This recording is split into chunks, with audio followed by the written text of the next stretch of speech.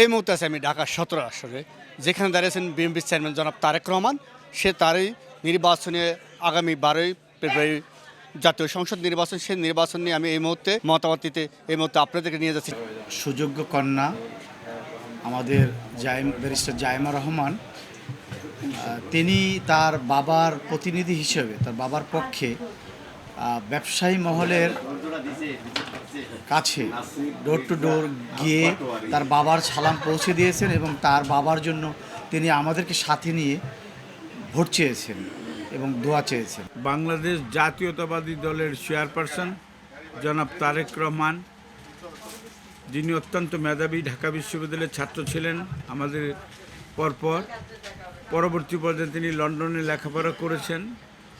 তার বিজ্ঞ বুদ্ধিমত্তা সারা জাতিকে সমৃদ্ধ করেছে। তার পরিবার আপনাদের সাথে খুবই গভীরভাবে সম্পৃক্ত। জাতীয়তাবাদী দল বর্তমান সময়ে ধানের শীষের প্রতীক নিয়ে বাংলাদেশের 300টি আসনে নির্বাচনে অংশগ্রহণ করেছে। তারেক রহমানের বাংলাদেশ নিয়ে একটি স্বপ্ন আছে, একটি পরিকল্পনা আছে। সেজন্য পরিকল্পনার অংশ হিসাবে ফ্যামিলি কার্ড, কৃষক কার্ড ইত্যাদি মানুষকে প্রশিক্ষণের মাধ্যমে বুঝিয়েছেন। সেগুলো বিতরণের জন্য ভবিষ্যতে আল্লাহর রহমতে যদি আমাদের জাতীয়তাবাদী শক্তি ধানের শীষের প্রতীক নিয়ে বিজয় লাভ করতে পারে, সরকার গঠন করতে পারে, তারেক রহমান প্রতিজ্ঞা করেছেন 5 বছরে 4 কোটি মানুষের কর্মসংস্থানের ব্যবস্থা করবেন। বর্তমান সরকার, ইউনূসের সরকার, যে ঘাটতি বাজেট তৈরি করেছেন, 40% পর্যন্ত তিনি বাজেট সক্ষমতা ব্যর্থ হয়েছেন। সেটাও তারেক রহমান পূরণ করার জন্য আগামীতে ফেব্রুয়ারি মাসে যদি কোনো সরকার গঠিত হয়, তারেক রহমানের নেতৃত্বে তিনি সেই ব্যবস্থাপনা নেবেন। দীর্ঘদিন প্রতীক্ষার পর, 1.5 যুগ প্রতীক্ষার পর বাংলাদেশ নির্বাচনমুখী এবং নির্বাচনের অতি নিকটে আমরা এসে উপস্থিত হয়েছি। সমগ্র বাংলাদেশ, গোটা জাতি নির্বাচনের অতি নিকটে এসে উপস্থিত হয়েছে। এই নির্বাচন সেই কারণে অত্যন্ত গুরুত্বপূর্ণ, তাৎপর্যময় এবং সকলের নিকট আশার আলো হিসেবে অথবা আলোকবর্তিকা হিসেবে আবির্ভূত হয়েছে। আমি আমাদের নেতাকর্মীদের উদ্দেশ্যে বলতে চাচ্ছি, সেটা হচ্ছে যে নিবেদিত প্রাণ কর্মীরাই একটি সংগঠনের প্রাণ। নিঃসন্দেহে নিঃস্বার্থ কর্মীরাই একটি সংগঠনকে এগিয়ে নিয়ে যায়।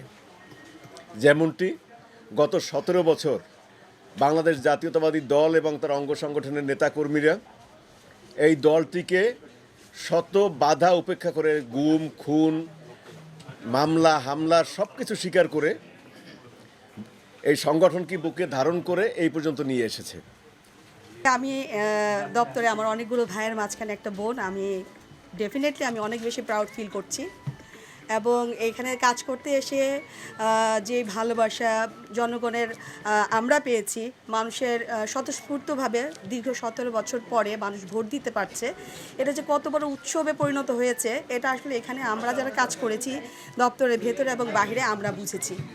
মানুষ মানে মুখিয়ে আছে কতক্ষণে তারা ভোট দিবে, ভোট দিতে যাবে, তারা উৎসবের মতো করেই ভোটটা দিবে। এবং আমরা দপ্তরে অবশ্যই কাজ করতে গিয়ে অনেক অভিজ্ঞতা অর্জন করতে পেরেছি এবং আলহামদুলিল্লাহ যতটুকু যেখানেই যাচ্ছি, আমি সারাদিন দপ্তরে থাকি, সন্ধ্যার পরে আমি আবার গুলশানে বিভিন্ন ইয়েগুলোতে আমি যাচ্ছি, কমিউনিটিগুলোতে যাচ্ছি। তো সেখানে যেখানেই যাচ্ছি তারা আলহামদুলিল্লাহ সবাই আমাদের তারেক রহমানকে খুব ভালোবাসে, আমাদের ম্যাডামকে ভালোবাসে। তাদের কথা একটাই, বাংলাদেশ সুন্দর করে বিনির্মাণ করতে হলে তারেক রহমান ছাড়া কোনো বিকল্প নাই।